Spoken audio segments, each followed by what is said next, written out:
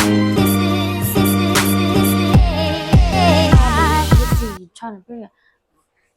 everybody, welcome back to our channel. And for today's video, pag-uusapan natin ng about sa TRV. TRV or Temporary Resident Visa. Temporary Residence Visa. So, ito yung topic natin for today's video kasi medyo funny yung situation pero kakarenew lang kasi natin ng TRV natin. But kasi may progress na sa PR natin. So, pag-usapan na lang natin yung TRV kasi napapag-usapan naman na natin yung bilang international student eh. So, pag-usapan natin yung temporary resident visa na kukunin nyo if nakuha nyo na yung postgrad work permit nyo. Bakit ba natin kailangan ng TRV? Yung TRV kasi, yun yung makakatulong sa atin pag lalabas tayo ng Canada. So, yung TRV, yung visa, yun yung magsisilbi na parang entry natin sa Canada na parang nasabi nila na na-meet natin yung lahat ng requirements nila para makapasok tayo dito sa country nila. So, ganito yan. If may student visa na kayo, bibigyan kayo ng student permit. And while student kayo, pwede kayong mag-travel kasi meron naman kayong visa. Pwede kayong makalabas ng labas at loob ng Canada dahil nga may visa kayo. If naka-graduate na kayo, makakakuha kayo ng postgrad work permit. And during that time, siguro, sabihin natin na, or what if sabihin nyo na, ay Kat, meron naman na kaming student visa, hindi ba pwede yun? Pwede naman yun for as long as hindi pa expire yung student visa nyo. Pero I feel like yung student permit nyo kasi parang magmamatch, or yung student visa nyo parang magmamatch din siya sa expiration sa student permit nyo. So, pag nakakuha na kayo ng postgrad work permit, kinailangan nyo din kumuha ng temporary resident visa for work permit, or for work visa para makalabas at pasok kayo ulit ng country or ng Canada. Okay, ngayon, since meron na akong postgrad work permit and then nag-expire na yung student visa ko, nag-decide ako na mag-renew ng visa ko for postgrad work or for work visa. Kasi, for emergency, baka biglaan ko maisip na umuwi ng Pilipinas dahil may kailangan, hindi ako makakauwi agad kasi wala akong visa, permit lang yung meron ako. So, yun, nag-renew tayo. Ngayon, kung magtatanong kayo about sa mga requirements, baka maisip niyo, so kukuha na naman kami ng visa, paano ba yan? So, pareho ba yan ka-hassle nung nag-apply kami ng student visa? Hindi po, dahil yung application nyo is within Canada na. So, ano nga ba yung mga kakailanganin? Okay, yung mga kakailanganin nyo is yung basic na parang papers or documents na magsusupport sa mga personal details nyo. Like for example, yung passport nyo, yung NSO nyo, yung birth certificate nyo, pwede nyo yung isupport kahit na I feel like hindi naman talaga siya kailangan pero binigay ko na lang siya para sigurado talaga. Ano pa ba? Importante din na mapakita nyo yung work permit nyo, mapakita nyo sa kanila na nagwo-work na kayo dito sa Canada.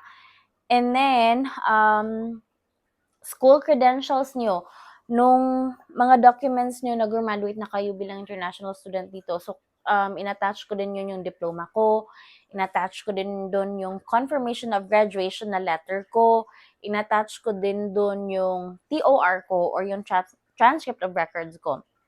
And then, since nag-work na ako dito, sinubmit ko na din yung documents na magsusupport ng employment ko dito. So, nag-attach din ako ng certificate of employment or yung letter of employment. Hindi naman kinailangan talaga yung payslips. Ano lang yung pinakita ko, yung letter lang or yung certificate of employment lang talaga. And ano pa ba? Yung photos, yung pictures kasi manghihingi din sila ng picture dun sa online eh. So, Online pala ako nag-apply guys, hindi pala sa hindi pala in paper. Kasi I think lahat, or by paper, I think lahat ngayon puro online na lang eh. Mukhang mas matatagalan ata yung by paper, hindi ako sure. Pero yeah, online na sila lahat ngayon. And then of course, huwag natin kalimutan yung application form na makukuha sa website nila sa cac.gc.ca. And yung fee pala for application ng visa is $100. Hindi ko alam ngayon kung magkano na. Pero yeah, $100 siya. Mas maigi siguro na mag-apply kayo ng visa siguro mga 3 months before sa planned vacation nyo or plan nyo na lumabas ng Canada. Pero kung wala naman kayong balak na umalis ng Canada, okay lang din naman siguro na hindi muna kayo mag-apply ng visa. Kaso lang, yun nga, sa case ko, nag-apply na ako kasi for emergency, kinailangan ko yung visa na yun. So, yung processing times, depende yan. Pero lahat ng processing times, makikita nyo dun sa website ng cac.gc.ca. Tama ba? Yeah, yun. Makikita nyo lahat ng processing times dun. Pero sa case ko, mabilis lang siya. Kasi, nung nag-apply ako online, dyan din, nung araw na yun, naka-receive ako ng confirmation of, yung parang confirmation of application, and then yung submission confirmation. And then, 2 weeks after, nakakuha na ako ng email sa kanila nag-request sila ng passport ko. And then, kalakip nung email na yun, sa request nila ng passport, may mga requirements or may mga instructions sila na ibibigay sa inyo based sa kung saan ka na country nag-apply. So, since within Canada tayo nag-apply ng visa natin, nagbigay sila ng instructions doon kung paano i-send yung passport mo at saka kung ano yung mga kasali sa pag-submit mo ng passport or yung pag-mail mo ng passport sa kanila. And if magtatanong kayo, gaano ba katagal yung passport na nung pagbigay mo? Kasi baka kailangan mo na or baka may mga emergency na kayo. Don't worry, kasi may option din sila doon or may message sila doon sa instructions na if need nyo yung passport nyo kaagad-agad, meron kayong kukontakin. May parang support sila. Client support ba yung tawag na, no? May parang client support sila na i-contact nyo for urgent passport retrieval. So, sasabihin nyo lang yung reason nyo kung bakit kailangan nyo na yung passport nyo agad-agad. And, kailangan nila, of course, yung mga supporting documents para, para ma-back upan yung mga reason nyo sa email nila or yung reason nyo kung bakit kailangan nyo yung passport nyo kaagad. So, yeah, ako nag-urgent pinili ko yung urgent retrieval ng passport kasi wala lang, may mga importante tayong mga gagawin. And nakuha ko siya ng 3 weeks, like overall na from the application hanggang sa nabalik na sa akin yung passport, nakuha ko siya for 3 weeks. But, kinailangan kong bayaran yung envelope na pabalik na sa akin. Kasi dalawa yung envelope na kukunin mo, 'di ba? Magbabayad ka for mailing papunta doon, and then babayaran mo na din yung envelope na from there papunta sa'yo, pabalik sa'yo. So, ginawa ko, since pina-urgent ko, both envelopes na kinuha ko, going to and pabalik sa akin, puro urgent, puro priority.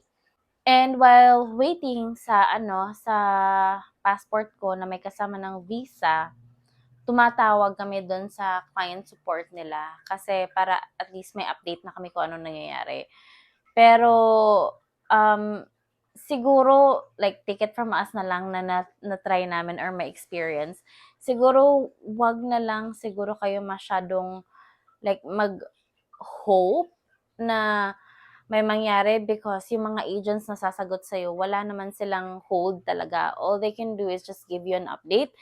Wala naman talaga silang parang magiging decision na, sige, sasabihan namin yung officers na ganyan-ganyan. Parang binigyan lang kami ng update. And I think parang binigyan ng notification yung mga officers na nag-approve ng visa na, oy, eto si ano, kinailangan na yung passport ASAP. And I think that's it for today's video, guys, about the TRV for work permit or work visa. And if may mga questions kayo, if hindi clear, kasi feeling ko talaga hindi magiging super clear tong mga sinasabi ko for TRV. If meron kayo mga questions about requirements and kung ano-ano pa, just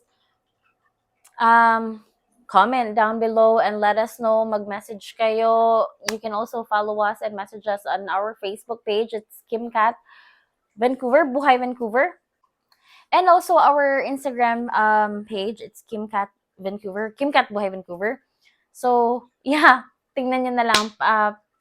Pwede kayo mag-message doon, and don't forget to subscribe and follow us. Also, abangan nyo yung next video namin kasi gaya ng sinabi ko, may update na tayo sa PR natin, Permanent Resident Application. So, abangan niyo guys. Yun yung magiging next video natin. And sorry kasi alam namin na may utang pa kami sa inyo about yung sa resume and sa ano pa ba yun? Job application. Yeah, pasensya na guys. Medyo na-stress lang talaga kami last week. So, yeah, abangan nyo na lang yung mga next natin na videos.